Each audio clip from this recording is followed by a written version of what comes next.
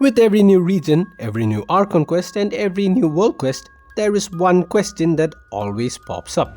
Who is Paimon? At times when we've been really close to the answer, something or the other always throws us off track. But come Nod-Krai, just like we might be nearing the end of this game, we might also be nearing the answer to this eternal question. And in this video, I'll be talking about 3 final possibilities of Paimon's true identity, ranking from least to most possible. So stick around till the end of the video and you might just find out who Paimon and the Primordial One truly is. The first possibility is that Paimon's true identity is the first angel Koitar. Thanks to Skirk's artifact set and the book Hymns of the Far North, we know of the first angel Koitar who fell in love with the Voyager, causing the Great War of Vengeance. This possibility holds up because of Paimon's Seelie-like appearance and nature of guiding the traveler. Moreover, few people in Nod-Krai initially suspect Paimon to be a fey creature, and fey creatures are said to be created using the first angel's power and fallen frost moon light.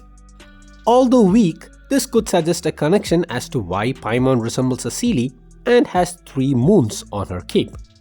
Maybe she could be the memory-wiped Koitar traveling Teyvat, and just like how the traveler regains their power, Paimon might be regaining her memories. Speaking of Fae, we have another Fae creature, the legendary Lantern Fae Flints, who is the current limited 5-star character in Genshin. This isn't Flints. I asked for emo Sungjin Woo and not this cat girl. If this happened to you too, you should definitely check out lootbar.gg. Lootbar.gg is a safe and easy to use website to top up currency in Genshin, Honkai Star Rail and many other games at very discounted rates. With the new version 6.0 version update as well as the Primogems double bonus reset, you can now get 2 times the Primogems at very low rates through Lootbar. Also, if you're a new user, you can get a 10% discount coupon on your purchase and returning users can get an 8% discount.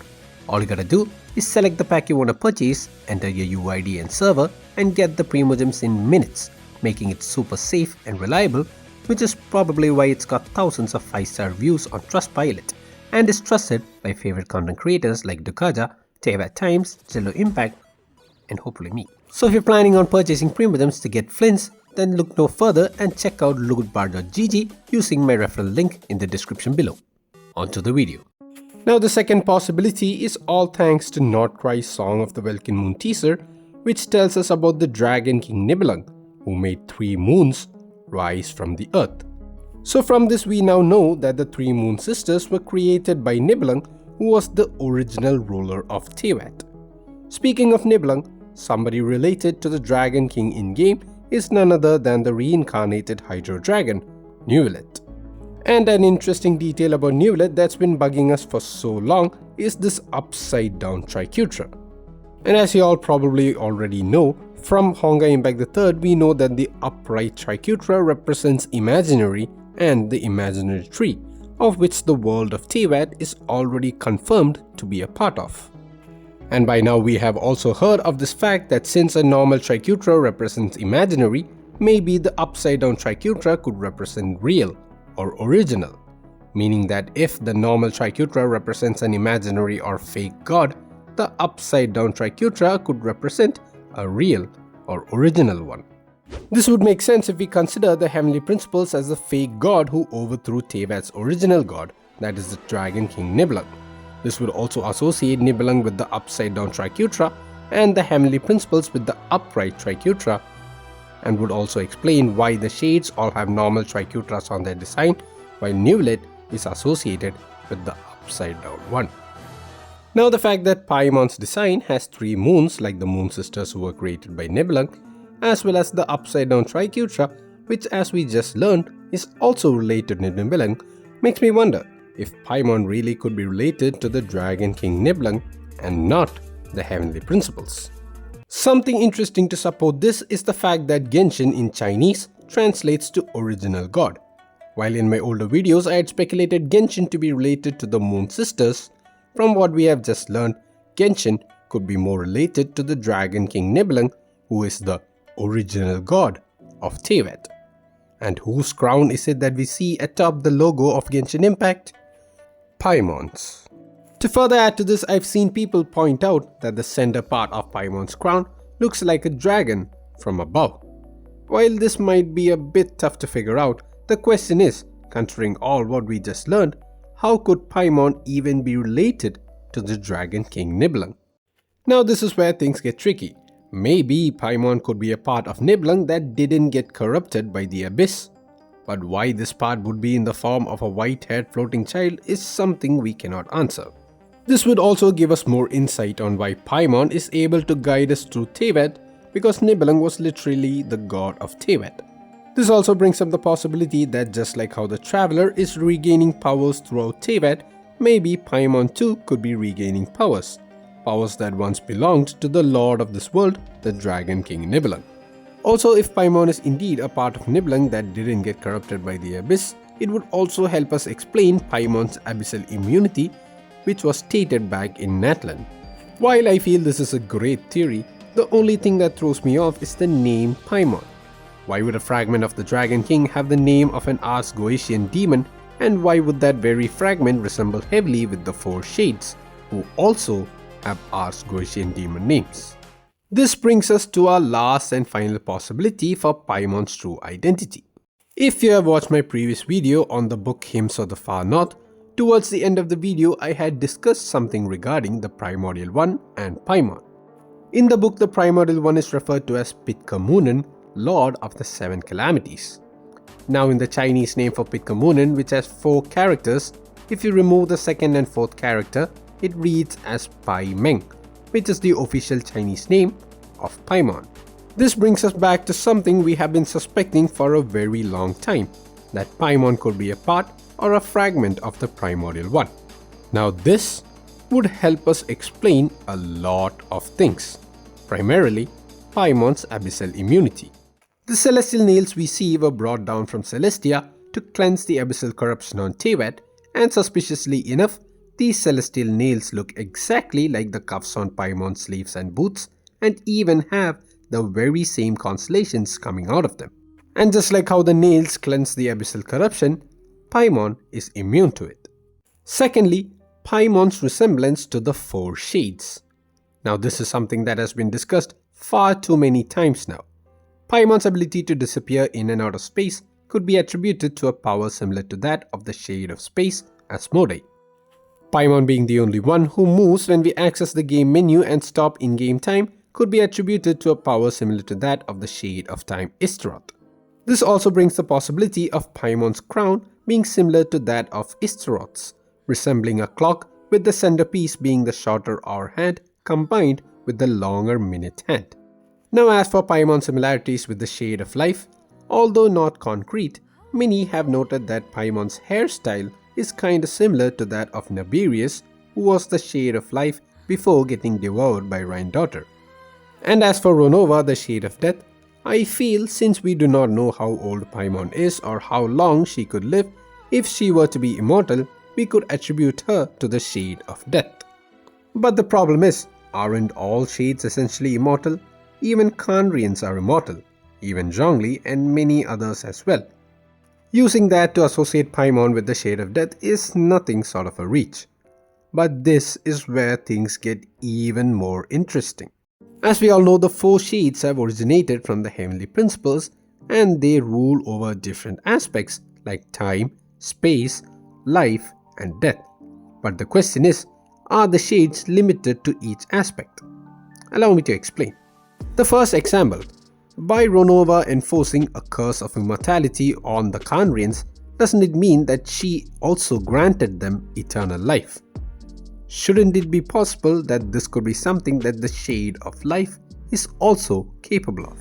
Second example, in the Shades trailer, Ronova puts an end to the space they were in, which we see is one of Asmodee's cubes. Don't you think the creation and destruction of spaces should be something the Shade of Space is definitely capable of? Last and final example, in the Shades trailer again, we can see withered leaves around Istaroth becoming green again, essentially getting back life. Don't you think that this could be something that the Shade of Life could be capable of as well? What I understood from this is that time, life, death and space are intertwined with each other, And even though the shades are rulers of each aspect, having originated from the same person, they too are intertwined. Immortality could be achieved either by preventing death or by prolonging lifespan or by even rewinding time. This makes me think that since Paimon shows resemblances to the Shade of Time, Shade of Void and Shade of Life, she might be resembling the Shade of Death as well, in a way that is not known to us for now. But what am I trying to conclude using all of this info? What I'm trying to conclude is that considering the 4 shades are all female characters with male demon names just like Paimon, and the fact that Paimon resembles characteristics of all 4 shades, what if Asmodee, Istroth, Ronova and Naberius aren't just 4 shining shades of the heavenly principles, but more accurately, 4 shining shades of Paimon?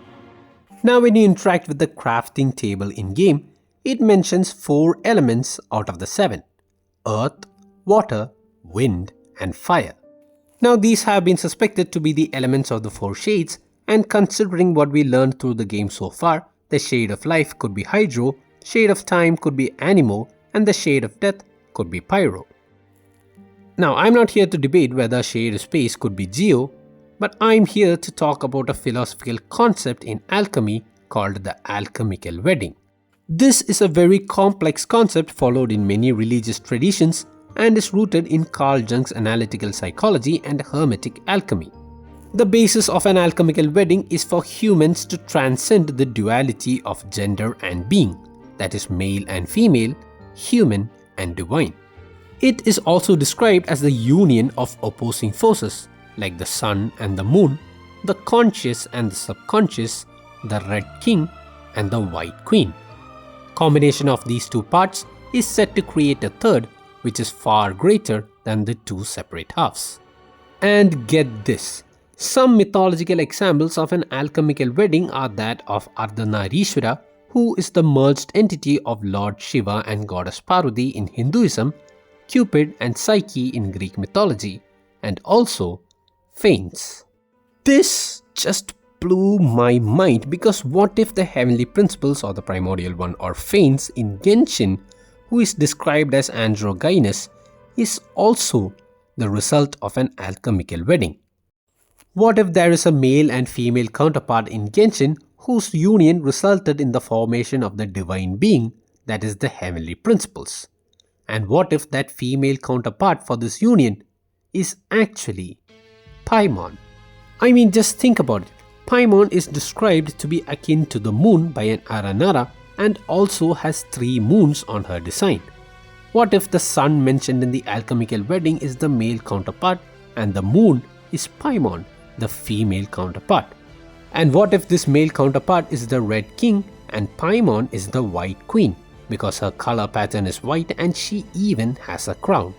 And what if the male counterpart is the subconscious while Paimon is the conscious, which would even explain why the heavenly principles is currently asleep? Like, wow. This would even explain why I speculated Istroth, Ronova, Naberius and Asmodee to be shades of Paimon, and would even give the possibility that while 4 artifact sets could represent the 4 shades, the circlet of logos could be representing Paimon, who has a crown and a 4-pointed star, just like the artifact set. Before we end this video, there is one question left to answer. If Paimon is the female counterpart of the androgynous heavenly principles, then who is the male counterpart? Now the 4-pointed star on Paimon's head was earlier seen in a character in Honkai Impact III called Deliverance Kevin, which is Kevin Kaslana's final and most powerful form. What's even more interesting is that Hoyoverse's game before Honkai Impact III, that is Gun Girl Z or Honkai Gakuen 2, was the one which first introduced Kevin, and Kevin in that is introduced as the male counterpart of Kiana Kaslana in an alternative universe. This highly confirms the possibility that the heavenly principles or Fanes, who is an androgynous deity, could have been formed due to the result of an alchemical wedding, due to the union of Kevin Kaslana, who could be the sun, the subconscious, the Red King, and Paimon, who could be the moon, the conscious, the White Queen.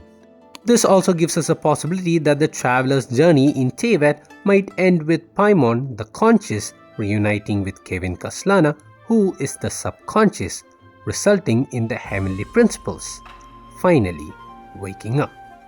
Now in Honkai Gakuen 2 or Gun Girl Z, there is Kevin Kaslana. And in Honkai Impact III, there is also Kevin Kaslana.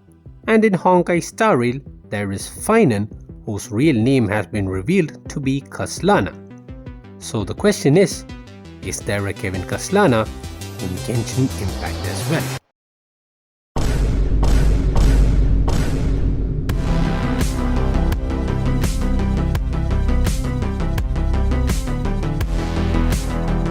Hey guys, hope you all enjoyed this video. If you did, don't forget to like and subscribe, and do check out my other content as well. And I will see you in the next video. Bye bye.